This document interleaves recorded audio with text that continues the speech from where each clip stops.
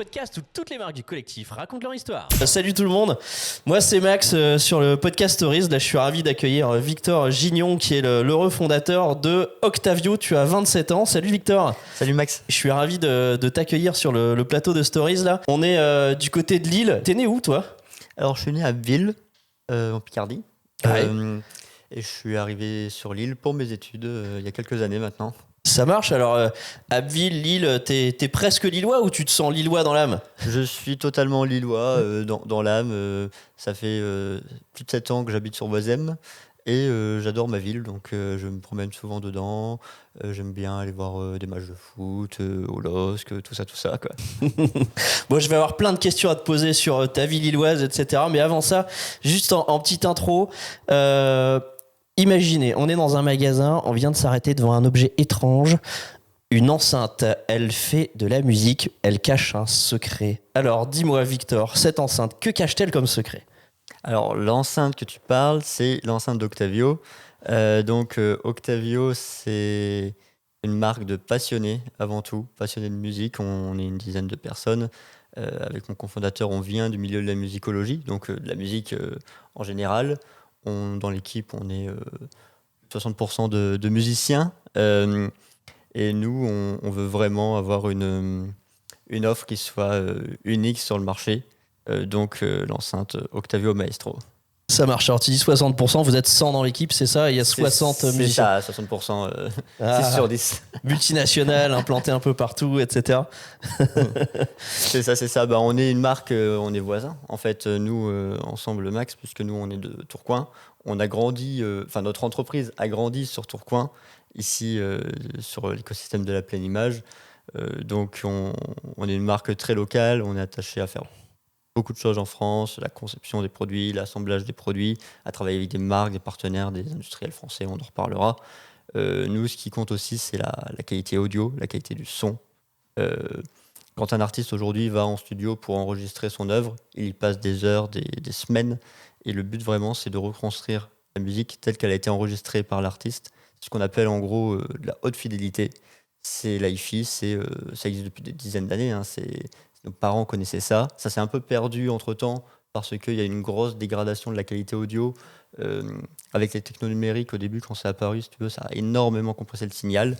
Mais aujourd'hui, on a les technologies qui permettent de retrouver de la qualité audio, de retrouver cette fidélité, ce qu'a voulu transmettre l'artiste, et finalement de retrouver aussi des sensations, des émotions. Attends, ouais, bravo quand même.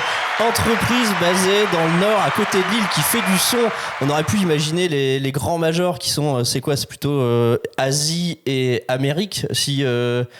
C'est ça, hein, t'as énormément de marques asiatiques qui vont proposer des produits depuis des dizaines d'années, même des marques américaines finalement qui vont faire produire en Asie la plupart de leurs produits. C'est des marques très mainstream hein, qui proposent des choses quand même qui peuvent être parfois pas mal, hein, que tu trouves dans tous les grands magasins entre guillemets. Je sais pas si je peux citer les marques ou quoi, mais moi je pense à Ouais, on mettra des bips dessus, vas-y. Bon, ok, ben bip. Je sais, tiens d'ailleurs c'est une question, on peut citer les marques ou pas Tu peux citer ce que tu veux, bien sûr. C'est vrai ? Bien sûr, c'est quoi le problème ? Ah bah vas-y, cite alors. Ah mais c'est vrai que quand on pense à l'audio aujourd'hui, on pense pas forcément à des marques hi-fi fidèles. Le grand public en tout cas va d'abord voir des Bose en tête, des Sonos, des Yamaha, ce type de marques qui finalement sont des mastodontes parce que sont là depuis des dizaines d'années. Nous on est beaucoup plus récents, du coup on est un peu plus confidentiel en termes de marque, mais on a de grandes ambitions quand même. Attends, c'est quoi ? Je vais prendre des extraits de ce podcast en live, en temps réel, et je vais générer des chansons en temps réel. D'ailleurs, c'est possible ça, Yannick, c'est quoi ? Redis-moi. C'est que j'écrive du texte en temps réel, et Ouais. puis... Ouais, tu peux. Eh ben, tu sais quoi, on va le faire en temps réel. Vas-y, dis-moi, dans quel endroit, c'est quoi tes endroits préférés dans l'île ? Alors j'aime beaucoup de quartiers. Commençons par le dimanche, le marché de Boisem. Alors je pense que tu connais et que c'est quand même très très connu. C'est quand il fait beau, franchement c'est un délire, c'est idéal. Tu vas là-bas le dimanche matin, tu bois une bière en terrasse, t'es posé, tu profites bien, tu te reposes de ton samedi où t'as fait potentiellement la fête dans autre endroit. Toute la semaine, en fait, sur l'île, en fait, il y a plein de choses. Aller voir des concerts, donc je vais voir des concerts de tous les styles. Je peux très bien aller au Nouveau Siècle voir un concerto joué par l'Orchestre National de Lille, ou je peux aller à l'aéronef parce qu'il y a un rappeur que j'aime bien qui va passer, ou aller encore à d'autres endroits, les concerts, les sorties, franchement ça m'amène. Et j'aime beaucoup, pas loin de chez moi, la rue Solfay, mais j'y allais beaucoup quand j'étais étudiant, j'y vais moins maintenant. Mais c'est la rue de la soif, ça. J'ai passé des bonnes soirées aussi, quoi. T'as fait des études liées à la musique, du coup ? C'est ça, en fait, j'étais à Fac de Lille en musicologie. Donc musicologie, des études, on va dire, assez complètes sur la musique. Tu as toute une partie plus théorique, forcément. Tu apprends l'histoire culturelle, musicale. Tu as des parties plus ouvertes, plus récentes. Tu as aussi une partie plus technique, sur le son notamment. J'ai fait une licence. J'ai rencontré David qui est mon associé. On s'est rencontrés pendant nos études. On s'est retrouvés dans un couloir de la fac le premier jour. On s'est parlé, on s'est plus quitté. Hein. Et ensuite, j'ai fait un master également là-bas, avant de partir dans une formation totalement différente, l'IAE. Si tu connais, par la suite. Un petit style musical ? Il y a quoi comme proposition ? Tout. Rock classique. Tu peux mettre rock à côté, tu peux mettre solo, tu peux mettre. Je mets des virgules. Je mets des virgules. Je mets rock classique, virgule, solo, c'est ça ? Mais riff guitare, tu vois qu'on a un petit riff sympa. R-I-F. F. Ouais. F. Guitare, tac, je vous le fais en live, hein, tu vas voir. Et pour montrer à quel point c'est simple, tu vois, je connais pas le truc encore, c'est la première fois que moi je l'utilise. Et là maintenant je fais créat, hein, c'est ça ? Et ouais, on verra. Song title, je l'appelle comment le titre de ta chanson, Victor ? Victor Halil. Victor Octavio Halil. C'est parti, créate, attention, regarde, je te montre en temps réel. Donc là, tu vois, il est en train de mouliner, il réfléchit. Ah, t'as vu, il t'a même fait la petite pochette. Et il sort deux versions à chaque fois. On écoute la première.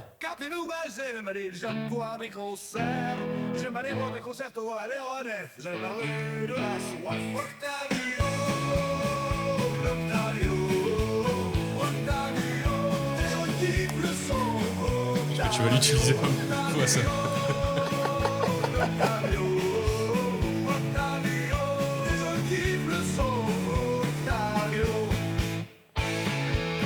Ah, il m'a pas mis mon je kiffe le poulpe. Ah, c'est bon. Dans la deuxième, tu verras. Attends, vas-y, on va écouter la deuxième. T'es musicien ? Ça prendrait combien de temps à faire un truc comme ça ? Ah, franchement, ça dépend, mais je pense que ça passera au moins une journée, tu vois. Si vraiment tu veux faire un truc avec une instru, jouer tout, enregistrer tout, record et tout, c'est fou. Bon, après, on a écouté des versions hier, on s'est amusé un peu avec. Il y a des trucs, c'est catastrophique, quoi. C'est inaudible. Bah là, j'ai pas trop reconnu le rock. Hein. Ouais, c'est effectivement au niveau rock. J'ai mis rock classique, riff guitare. C'est le classique. Ouais. Le classique, il a pris comme. Bon, en tout cas, la deuxième version, je sais pas pourquoi il me la sort pas. Il a pas envie. Retournons à Lille un petit peu. Niveau shopping, c'est quoi tes coins shopping préférés ? Donc, tu m'as parlé de Oisem, mais c'était plus les quartiers divertissement dont tu me parlais, Oisem, ou c'était le shopping déjà ? Bah, forcément, le shopping proximité de chez soi, je pense que c'est bien. Donc, rue Gambetta, t'as quasi tout. Bah, quand je te parle quasi tout, plus en termes d'épicerie, de petits commerces de ce type-là. Mais tu as aussi des librairies, tu as tout ce qu'il faut. Moi, j'aime bien ne pas aller trop loin non plus. Il est rare que je fasse 50 bornes pour un magasin. Sur l'île, tu as tellement de choix que tu n'as pas besoin en fait, de faire ça. Tu vas où alors quand tu cherches un truc ? Quand je cherche pour Noël, un truc, par exemple. Pour Noël, typiquement, quand je sais ce que je veux, je peux commander online, tu vois. Je me fais livrer. Fais un bout. Il y a bout là-bas sur le bouton. Bout. Non, c'était pas celui-là, c'est un autre. Vas-y, teste l'autre, c'est pas grave. Non ? Non ? Tu vas y arriver. Il y en a 8, c'est le dernier. Voilà, c'est celui-là. Donc t'achètes en ligne. Non, quand je sais ce que je veux, tu vois. Bon, ça va. Quand j'ai une liste bien précise de quoi. Quand je sais pas ce que je veux, je vais pas dire souvent, j'achète des trucs un peu au hasard, mais je rentre dans des boutiques. Il peut m'arriver de chercher un cadeau, je sais plus pourquoi. J'ai passé une après-midi, j'ai fait au moins 7-8 boutiques dans le Vieux-Lille pour finalement, je sais même pas si j'ai acheté un truc, je sais même pas si j'ai trouvé, mais en fait je rentre et j'essaye de voir tu sais, la personne à qui tu fais un cadeau ou quoi, tu sais, que ça pourrait lui plaire ou pas, et tu fais des tours et tu trouves, si t'as de la chance. Souvent tu galères à trouver des trucs, hein, parce que c'est toujours compliqué de trouver des idées cadeaux originaux. Ouais. C'est compliqué, tu vois. Alors tiens, justement, idées cadeaux originaux, c'est plus facile de trouver des idées de cadeaux Original. T'as remarqué que j'ai bugué, merci. Mais moi aussi. Des idées de cadet originales, c'est plus facile de trouver sur internet ou du coup on fixe. Toi, ton réflexe, ça serait plutôt d'aller où? Alors, sur Internet, tu galères. Parce que t'as beau taper idées cadeaux anniversaire, tonton, ou idées cadeaux naissance, machin, sur Google. Moi, ça m'a jamais donné des bonnes idées. Ouais. Ou alors, il faut au moins que tu aies déjà une petite idée. Moi, généralement, je vais dans des mags de tout type, hein. Je peux tenter des. Pour des cadeaux, tu as souvent une limite. Tu vois, tu as aussi un budget en tête, machin. Tu choisis aussi ton magasin en fonction. Si je sais que mon pote, il adore la tech, je vais peut-être directement aller dans une Fnac, faire le tour du magasin, voir c'est quoi les produits cool. Pour un livre, c'est plus facile. C'est direct une librairie. Et pour des cadeaux pour la maison, des magasins maison, quoi. Maison, déco, design. Il y en a pas mal hein, ici. Hein. Écoute, ça tombe bien que tu parles de la Fnac. Il y a une Fnac à Lille, hein. Il y a un magasin qui va bientôt ouvrir à côté de la Fnac, non Ouais, il y a un magasin qui va bientôt ouvrir. Et ça va s'appeler Place des Patronnes. Ah ouais, il y aura quoi dans Place des Patronnes? Alors, il y aura énormément de choses, énormément de marques. Toi-même, tu sais. Et il y aura Peut-être les produits Octavio. Yes! Génial! Et alors raconte comment ça va marcher du coup un petit peu. Raconte-nous, c'est quoi cette aventure là? Alors, l'idée, c'est de mettre les produits Octavio. Octavio, je fais juste un peu de pub. C'est un fabricant tourquenois Annonce publicitaire, de ceci. produits audio. Du coup, on fabrique des produits audio connectés. On a plusieurs produits. Ça fait 5 ans que la société existe. On a des produits pour tout type. Hein. On a une enceinte connectée hi-fi. On a un amplificateur et on a un lecteur réseau. Le principe de nos produits, c'est de démocratiser la musique en haute fidélité et aussi de redonner vie à des systèmes anciens qui auraient pu ne plus être utilisés parce que plus compatibles avec les dernières technologies de consommer la musique. Attends, je t'ai perdu. Je vais essayer de rephraser avec mes mots comme si je devais m'adresser à ma mère. En gros, ma mère, elle a une vieille chaîne hi-fi chez elle, mais donc elle y tient, elle est belle, elle est puissante, etc. Mais sa chaîne hi-fi, il n'y a pas 10 heures de tout, etc. dessus. Et toi, là, tu as un truc à apporter par rapport à ça. C'est ça. En fait, notre premier produit, c'est Octavio Stream. C'est un lecteur réseau et le concept, c'est de redonner vie à ces systèmes. Du coup, tu as une chaîne hi-fi, comme tu dis, ta mère, elle n'a pas 10 heures. Elle va simplement prendre notre boîtier, le brancher sur une entrée de sa chaîne hi-fi et ensuite elle peut profiter de Deezer mais aussi de Spotify, de Qobuz, de Tidal, d'Apple Music, de tous les services de streaming, des radios, des podcasts. Elle pourra écouter le podcast sur son chaîne hi-fi grâce à notre appareil Octavio Stream. Ça marche. Alors maintenant, si je m'adresse plutôt à mon frère, et donc on peut réutiliser de la terminologie plus technique, ça marche en Bluetooth ou ça marche parce que ce qui est hyper chiant avec le Bluetooth, c'est t'as ton téléphone qui sonne, boum, ta musique elle s'arrête quoi. Ou alors tu vas au chiottes et terminé quoi, plus personne n'entend la musique. T'as tout compris. Alors, ça marche pas en Bluetooth, ça marche grâce à une technologie que nous on a développée qui est en Wi-Fi. Et le Wi-Fi, ça a vraiment un gros avantage par rapport au Bluetooth. Tu vas pas avoir de problème de déconnexion, tu vas pas avoir de problème de portée. Tu pourras être plusieurs utilisateurs sur ton enceinte. Mais le plus gros avantage qu'on voit, nous, c'est la qualité. Génial! Ça s'applaudit ça! Si tu veux, le Bluetooth compresse le signal de manière mais dégueulasse. Mais vraiment, Ah ouais c'est fort. N'importe qui, même les gens qui sont pas trop connaisseurs en musique, ils vont entendre la différence. Et quand tu as un signal Wi-Fi, par exemple un signal FLAC, ce qui est possible par l'Octavio, comparé à un signal Bluetooth, qui est plutôt équivalent du MP3, tu fais x21 en termes de qualité. Ah Donc ouais, tu te bien que toutes les dynamiques d'une musique, tout ce qu'a voulu mettre l'artiste, tu l'as pas quand tu compresses ton son en Bluetooth. Quoi. D'accord. Alors attends, moi j'étais dans une ancienne vie 1G, ça m'intéresse un peu. Donc je savais déjà que le MP3 c'était bien compressé, dégueulasse.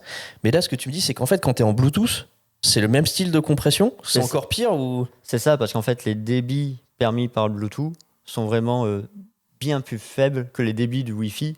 Tu vois la petite rivière, tu vois le gros fleuve, Ah oui. le fleuve c'est le Wi-Fi, la petite rivière ça va être le Bluetooth. Quoi. D'accord, donc toutes les petites particularités, etc., les petites ondes, là pour le coup en Wi-Fi, t'es sûr que ça passe quoi. C'est ça. Mais principalement dans les aigus, dans les dynamiques, dans ces choses-là. Tu vois. Ah ouais, moi je savais pas du tout. Ah mais fais un test un coup, je te ferai faire un test à l'aveugle. Bluetooth, Wi-Fi, même sans partir dans des formats ultra hauts, tu l'entendras direct en fait. Mais alors, c'est incroyable parce que, alors, petite anecdote, hein, mais pour les 5 ans de ma boîte, donc c'était il y a 10 ans, tu sais, il y a des caps où les boîtes, elles meurent en fait. Tu sais, il y a le cap des 3 ans, le cap des 5 ans. Alors, je me rappelle plus trop, mais je sais que 5 ans, c'était un cap où on s'est dit, bah, c'est cool, on est toujours en vie. Et du coup, on s'est offert une De Vialet pour nos 5 ans. Elle est toujours ici, dans un piteux état, mais elle est là. Et ils ont mis du Bluetooth là-dessus. Et en fait, moi, comme un couillon, je l'utilise en Bluetooth depuis 10 ans. Oh là là. Donc en fait, il vaut mieux que j'achète un Octavio Stream et que je la branche sur le De Vialet, tout simplement, quoi. Ouais, t'achètes un Octavio Stream, tu la branches sur le De Vialet, en plus de pouvoir passer en Wi-Fi et de pouvoir potentiellement redécouvrir un peu le son de ta De Vialet, Dingue. tu vas également pouvoir avoir toute notre interface, toute notre application, tout notre système de contrôle pour contrôler ta musique. Et donc si ta De Vialet elle est un peu buggée, que tu as du mal à te connecter dessus, bah tu branches simplement notre Octavio Stream en entrée sur ta De Vialet, et puis il n'y aura pas de bug sur la diffusion de la musique en tout cas. Putain, je me sens ridicule. Bah, c'est cool. Et alors, du coup, il y avait ça et t'as aussi des enceintes, quoi. C'est ça. Bah, en fait, il y a vraiment eu une évolution. Ça, c'est le premier produit parce que ça vient vraiment nous. On a, en fait, l'histoire, c'est tout bête. Hein. Nous, on avait des systèmes qui étaient vintage. Ça venait de nos parents. On était en musicaux, du coup, on avait besoin d'écouter des musiques. On consommait la musique comment? C'était Spotify, les services de streaming. On voulait pas perdre en qualité. On voulait pas jeter nos systèmes et on trouvait rien accessible, abordable sur le marché qui permettent de garder la qualité et de diffuser sur nos systèmes. Donc c'est pour ça qu'on a fait Octavio Stream. Au départ, plus pour nous finalement. Et en le confrontant un peu sur le marché, on a vu qu'en fait, il y avait des milliers, mais même des dizaines de milliers de personnes qui avaient la même problématique que nous. Donc c'était une problématique finalement assez évidente et c'est quelque chose du coup qu'on a fait. Premier produit mis sur le marché, on est allé un peu plus loin en développant d'autres produits. Parce que la techno qu'on avait développée de son Wi-Fi, elle était assez innovante. Et du coup, on l'a intégré dans d'autres produits, dans un amplificateur l'année d'après. Du coup, on a un produit qui est un amplificateur que tu connectes directement à des enceintes passives, des enceintes qui ne sont pas connectées et qui vont amplifier tout ça. Et le dernier produit sorti l'année dernière, on a carrément ajouté les haut-parleurs et on a fait une enceinte connectée vraiment hi-fi tout en un. Et en fait, l'idée, c'est de se dire, aujourd'hui, il faut arrêter d'acheter des enceintes un peu consommables, en plastique, que tu vas changer tous les 2 ans parce que ça va bugger. C'est une enceinte Bluetooth, voilà. Et achète une vraie enceinte que tu vas garder très longtemps, que tu vas garder toute ta vie, qui va être une enceinte durable, avec des matériaux, on va dire, nobles. Enfin, nous, on a fait notre enceinte en bois, c'est tout bête, mais rien que le bois pour le son, pour la résonance. Tu as plus d'ampleur, tu as plus de qualité. On a mis des haut-parleurs passifs sur les côtés. On a une membrane, on a travaillé avec Davis Acoustic, donc un grand fabricant de haut-parleurs français qui a quand même pas mal d'expertise, qui nous a fait une membrane en Kevlar pour le produit. Et on est un produit, on reprend toute notre connectivité, du coup vraiment Juste une autonome question, et tout en un. elles sont pas toutes en Kevlar Bah, tous nos HP sont en Kevlar, Ouais. mais tous les HP sur le marché sont forcément pas tous en Kevlar. D'accord. Le Kevlar, en fait, sans être trop technique, c'est un matériau très, très solide, tu vois, c'est les gilets pare-balles, ce type de choses qui sont faits dans cette matière. Ça donne beaucoup de rigidité et ça donne un son, aussi une couleur sonore, parce que, outre le fait tout à l'heure, on parlait du Wi-Fi et du Bluetooth, tu as aussi ta couleur sonore de l'enceinte de la marque qui est importante. D'accord, donc elle fait enceinte et gilet pare-balles. C'est ça, tu peux te protéger avec. Et j'ai quand même appris des trucs, l'histoire du Bluetooth, du Kevlar, etc. Tu dirais que Madame Michu, quelqu'un qui est comme moi, comme tout le monde, c'est des infos qu'ils savent, ces gens-là, ou c'est vraiment... c'est moi qui suis bebeux ou... Alors, c'est des infos qui ne sont pas forcément sues. Surtout, le Bluetooth, moi, je pense que c'est important d'avoir un peu de pédagogie dessus parce que le gap est vraiment sensoriel et il s'entend vraiment. Après, c'est vrai que t'as l'air de dire, moi je le découvre. Aujourd'hui, quand tu achètes une enceinte, il n'y a pas que ça qui compte. Nous, on a le souci du détail. Du coup, technologiquement, on va quand même aller assez loin, même en termes de réflexion de conception de produit, que ce soit d'éco-conception, on va aller assez loin. Je pense aujourd'hui, quelqu'un qui achète une enceinte, il va regarder d'autres choses, il va regarder le design.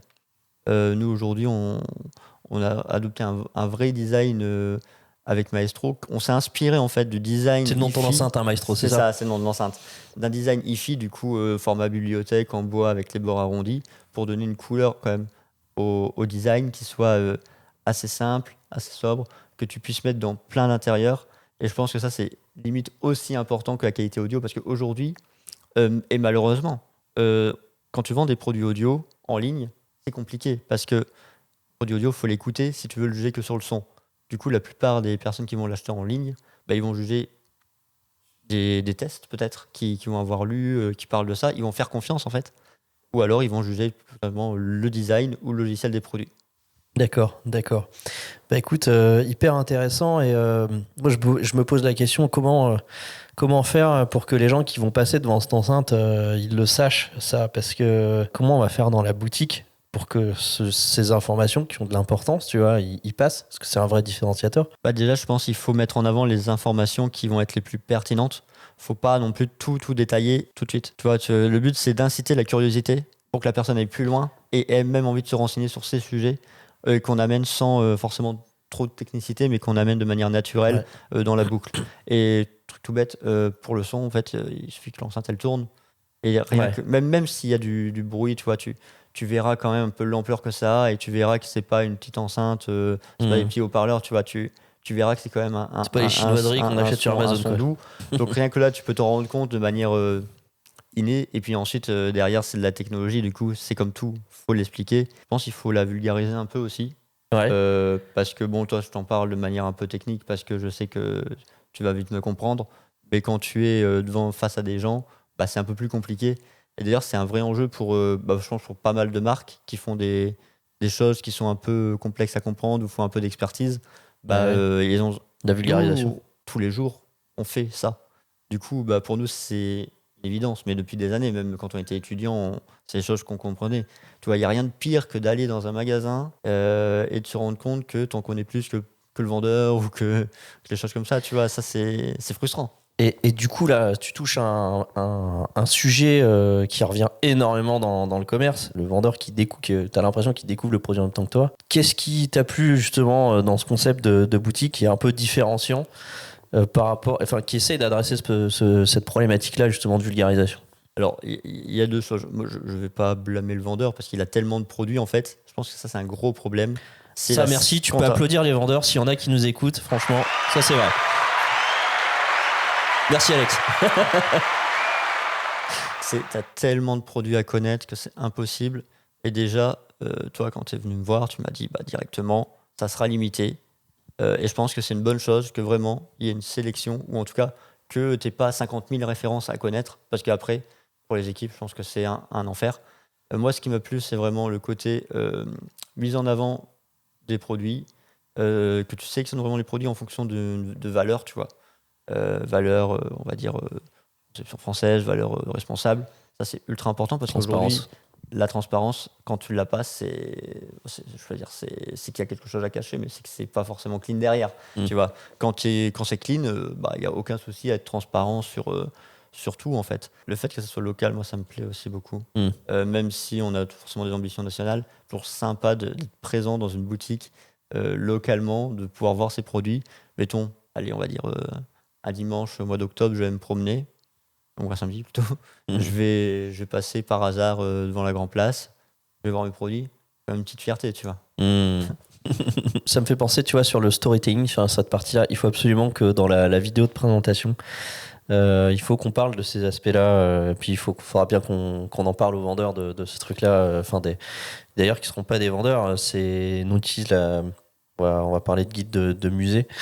En fait, il n'y a rien de plus insupportable que de ressentir cette pression de la vente quand tu es consommateur, tu as envie qu'on te foute la paix, ou tu as envie qu'on t'aide, qu'on te renseigne. Donc il faudra qu'on leur donne l'info pour qu'ils puissent connaître par cœur toute la partie storytelling. Écoute, Victor, est-ce qu'il y a un dernier point que tu veux rajouter Oula, j'ai pas forcément pensé. J'ai vraiment hâte que ça ouvre. J'ai vraiment hâte de moi-même y aller pour peut-être. Ça sera quand Septembre. Ça sera septembre, ouais. Ça sera septembre. Parce que je pense que moi-même, en tant que consommateur, je vais pouvoir découvrir des trucs. Tu nous réserves plein de surprises. Ah ouais, mais oui. Tiens, d'ailleurs, un petit jeu. Je fais un petit quiz. Aujourd'hui, à date où je vous parle, on est 55 marques dans la boutique. Il y en aura plus, mais aujourd'hui, on est 55. Du coup, je suis sûr qu'il y a des marques que tu connais pas et c'est des vraies grosses pépites. Je vais te poser quelques questions. Est-ce que tu connais Costumi? Costumi. Dis rien. Ça me parle pas, vas-y, Ouais. dis-moi. Alors, c'est des costumes pour enfants, mais à faire soi-même. Donc, c'est les enfants qui font leur truc. En fait, c'est typiquement le genre de produit, quand tu le vois en magasin, il va être exposé, etc. Mais soit il est exposé assemblé, donc du coup déjà monté, soit il est exposé en pièces, etc. Mais c'est pas forcément évident de comprendre que c'est aussi une activité que l'enfant fait lui-même. Tu vois, c'est fait pour que ça soit ludique et pédagogique. Et en tout cas, c'est une idée cadeau qui est canon. Si jamais tu as des gens autour de toi qui ont des enfants, ou si même toi, c'est vrai, je t'ai pas demandé, tu as des enfants? Du tout. Ah bah voilà, si un jour tu as un projet d'enfant et qu'ils grandissent un peu, tu sais, moi j'aime bien, c'est le genre de cadeau où c'est pas juste de la consommation. Tu vas avoir l'enfant qui va faire une activité, il va avoir aussi la satisfaction de l'avoir fait lui-même, cette fierté.